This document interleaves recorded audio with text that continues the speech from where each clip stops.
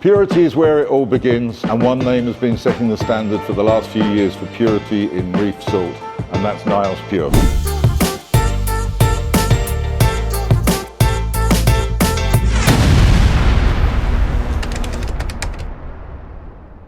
I had a look around the coral farm, it's looking very great. For people who haven't seen this continuing and evolving series on Nyos PURE salt, there's some other videos on YouTube where Christian and I talk about how the salt started and why it was important to have it. But I think, like any project that Nyos puts their mind to, this has become a very evolving long-term goal to truly change what a salt is in the reef aquarium market. I mean, we have many coral farms now using it, hundreds of users in the UK and across Europe and the world. But there's a few new changes and a few new things that I think are quite exciting. So tell me about the micro trace.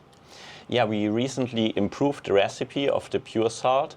So back then when we started developing the pure salt, only the ICP OES was available, and the ICP OES is good for certain trace elements, for example for molybdenum, and we directly implemented those trace elements in the recipe, but it was not possible to measure all trace elements, especially in the concentration you would like to have in a reef tank.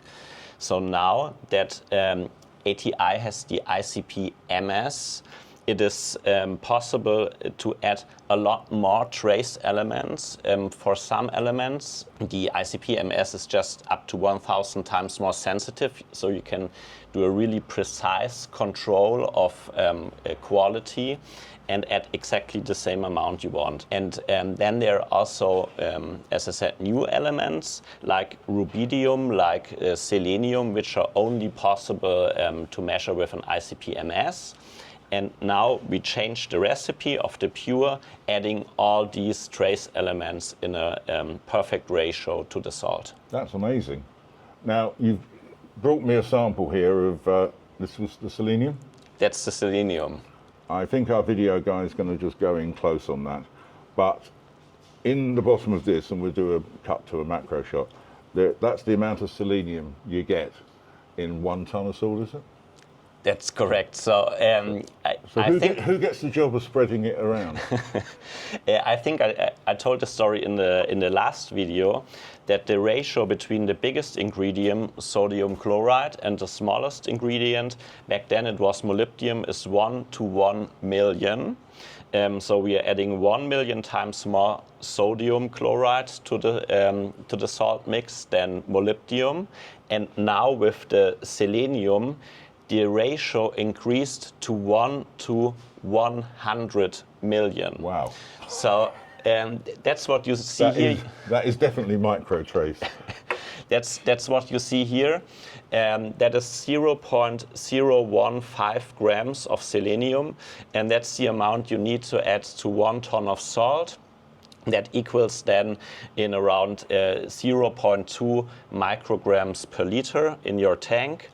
And yeah, so for everybody who doesn't trust us that this is possible, just get a pure salt bucket, mix it, make an ICP MS, and you can check on your own. You will see that this works. We're not just lying. Oh, it's all in there. Okay. So I suppose the question that a lot of hobbyists and some science people will ask is, does this make a difference? And I absolutely think it makes a difference. So for some trace elements, it is very well known that they make a difference. For others, it is not that well known. So for example, we are also adding cesium. Yep. Yeah, it is very uncommon. It might have a benefit, but it's very difficult to really tell if there's a benefit. But there are so many trace elements like vanadium, like rubidium, also selenium, where the hobbyists and the experience show that they make a difference. So it's absolutely worth adding them. I mean, one of the things that I think trace elements and micro elements like this, it's, as long as I've been reef keeping, they always, oh, you don't need them, you do need them, you don't need them.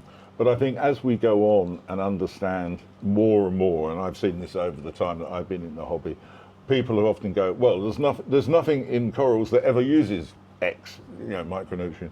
But you're looking at a complete aquarium ecosystem. There's bacteria, there's viruses, there's all sorts of enzymic reactions going on in your aquarium. And some of those may just, because it would exist in natural seawater. We're not adding anything that isn't in a typical natural seawater analysis. So there are things that I don't think we've documented yet, or science hasn't documented fully some of the processes that go on. So yeah, I think it's a good idea to have. And for some elements, we really clearly see a difference when we dose them, like individually in the farm. If there's a deficiency of some trace elements and we dose them individually, you absolutely see a difference on corals. That's, I would really say, for several elements, it's 100% certain. For the others, where it's not 100% certain, at least in my opinion, you're eliminating a potential error in your system. So maybe you don't know if it doesn't have a benefit, but you can be sure that this is not a problem in your tank if you're doing it the same way like in a natural seawater. I mean, one of the other things that, when you see how minute amount of selenium is in this, one of the things that I think I was talking to you about before we started was how, when you're making salt, do you actually control what's, because we're talking about such minute micro levels of nutrients. When you buy in a particular sodium chloride or a typical bicarbonate or whatever, the chemicals, the raw chemicals, how do you ascertain that quality that they haven't already got selenium in them? Yeah, so there are several things to that. So quality control is extremely important, and we try to add as many layers of quality control as possible. And for example, with the MS trace element we are now adding, we are checking constantly the raw materials because, as you said, if, for example, there's already copper or selenium in the sodium chloride or in some of the other ingredients, of course, then you do not need to add it. And we are constantly, let's say, adapting the recipe to the raw materials because, of course, there are also variations from batch to batch. So you constantly need to check the raw material batches, and then we are more or less live updating the recipe of the salt depending on the raw material batch we are using at this point. We covered this out in some earlier videos, but one of the things that's interesting is once you've gone through all your manufacturing processes, testing where you start, where you end, you then actually, we covered this before, but you actually then mix up, is it 1 ton of it? So, and then you actually test it with water as so that batch, so every single batch is mixed by us. So we take a sample, we are mixing it, and as you know, we are doing the ICP test on every single batch. But not only the ICP test, we are also checking it visually because there can be impurities, like if there would be a rock inside, you would not see it on the ICP, but it would still be an impurity that can be harmful or other stuff. And that's another thing we are doing to check every batch visually. And then we are also testing the batch on a real tank.